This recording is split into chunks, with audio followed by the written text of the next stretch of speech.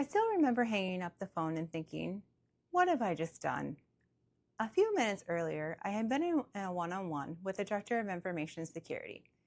He was getting ready to retire, and the manager of the Information Security team was going to step into his position.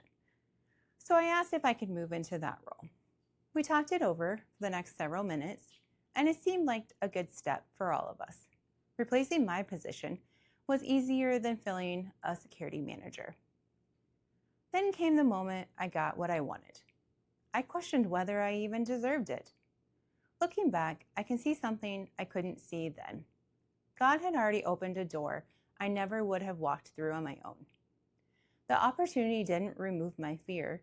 It simply asked me to trust Him one step at a time. I had been managing identity and access management. I enjoyed it. I knew the work, the team. I understood the systems.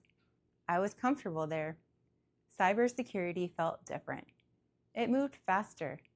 The problems changed every day. There was always something new to learn. And if I'm being honest, it felt like everyone else knew more than I did. It's also a field that's still heavily dominated by men.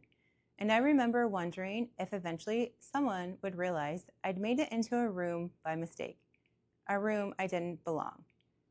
That maybe I wasn't technical enough. Maybe I wasn't smart enough. Maybe everyone else would eventually figure out what I was secretly afraid might be true. The strange thing is that I don't have a story where all those things suddenly disappeared. There wasn't one meeting where I thought, I've made it. There wasn't a single project where I finally felt like I belonged. Even today, those thoughts still show up sometimes. I still have moments where I wonder if I'm technical enough. I still leave meetings wishing I had spoken up more. The difference is that I catch those thoughts and turn them into something positive. Lately, I have been working with an executive coach, and she said something that has stayed with me. She told me, only you can overcome imposter syndrome, that it starts and ends with you. At first, I wanted something else to convince me. I wanted enough experience, enough certifications, enough success. I wanted to wake up one day and suddenly feel qualified. But that's not really how life works, is it? Instead, I had to learn to stop measuring myself by the things I am not. I am not the most technical person in the room. I probably never will be. But leadership isn't about knowing every answer. Leadership is about asking good questions, building strong teams, helping people solve problems together, creating an environment where everyone can do their best work. Once I started focusing on those things instead of constantly comparing myself to everyone else's strength, something changed. Not overnight, but slowly. One of the people who helped me through that season probably doesn't even realize how much she did. She was a coworker, a friend who quietly kept reminding me I could do this. She never made a big speech. She never tried to convince me that I was perfect. She just believed in me before I fully believed in myself. I think we all need someone like that at some point.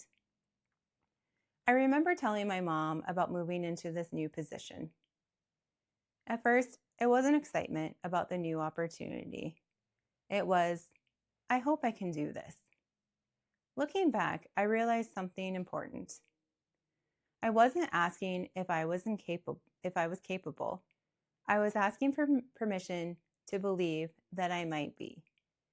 If you're waiting for the day you stop doubting yourself completely, I don't know if that day will ever come. At least it hasn't for me. What has changed is that I've learned those thoughts don't get final vote anymore. They still show up. They just don't get to decide what I do next. If you've ever accepted an opportunity that scared you because you weren't sure you were good enough, I'd love to hear your story, because I have a feeling there are a lot more of us than we realize.